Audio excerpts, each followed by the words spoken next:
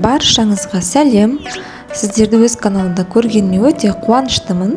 Бүгін сіздермен бірге осындай баялыдан, яғни баклажаннан жасалатын өте оңай, бар жоғы 2 заттан тұратын салат дайындаймыз. Бізге керегі баялды, қызанақ, соя тұздығы, 2 жұмыртқа және ұн, сондай-ақ сарымсақ пен жасыл укроп, кинза, петрушка қоссаңыздар да болады. Жемістерімізді жақсылап жуып тазалап аламыз. Мына жерде менде ұн 3 ас қасық толтырып алдым. Және 2 жұмыртқа, соя тұздығынан да 2-3 ас қасық және 2 сарымсақ. Ең алдымен баялдың қабығын ашып тазалап аламыз.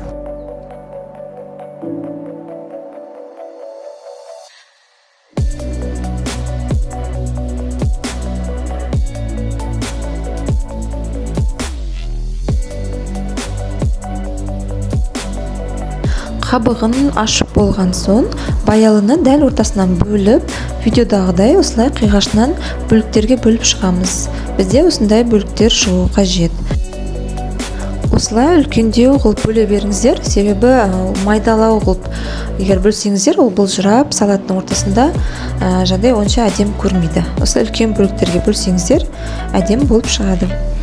Енді осы баялын турап болған соң, шұңғылдау ыдысқа осылай 2 жұмыртқамызды жарып, жақсылап араластырып аламыз. Тұзды қоспаймыз. Енді бір салафан пакетке бағана туралған баялының барлығын саламыз.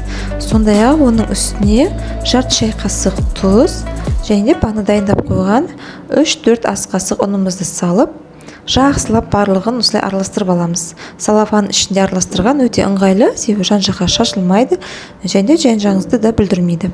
Міне осылай бір келкі болып, қараңыздар, барлық жері ұнға және тұзбен араласып бізге дайын болып тұр. Енді осы баялыны осы бөліктерін алып, жақсылап жұмыртқаға аунатып алып, қызып тұрған майға қуырып аламыз.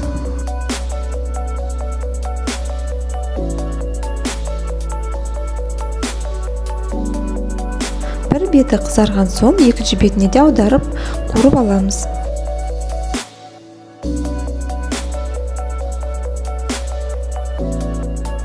Міне біздің баялы осылай әдемі болып қызарып, қытырлақ болып қуырылды. Енді бөлікте ыдысқа осылай сүзіп аламыз. Ендігі кезекте қызанақтарымызды үлкендеу қылып осылай сопақтау бөліктерге бөліп шығамыз. Баялды мен екеуі бірдей бөліктерге бөлінсе, ол салатыңызда әдем болып көрінеді.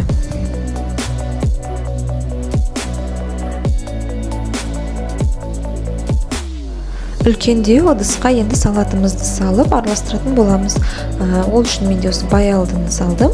Және оның үстіне қызанақты турап, оны саламыз.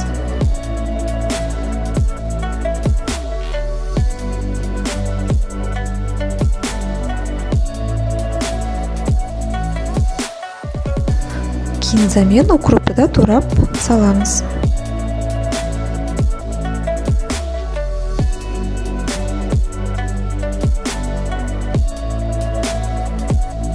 Енді кішкене осындай ыдысқа бір ғана қызанақты алып, ортасынан бөліп, осындай үккіштің көмегімен ортасындағы мякотін ғана өткізіп аламыз. Бізге қабығы керек жоқ, тек қана ортасындағы мякотін өткізіп, соус жасайтын боламыз.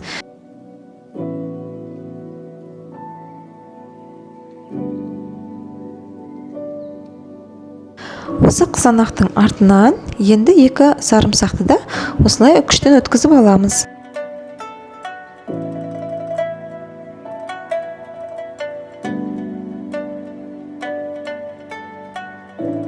Сонан соң дайындап қойған соя тұздығымызды қосып, жақсылап тұрып араластырып аламыз да, бағана туралған осы жемістердің үстіне осы соусымызды құйып аламыз.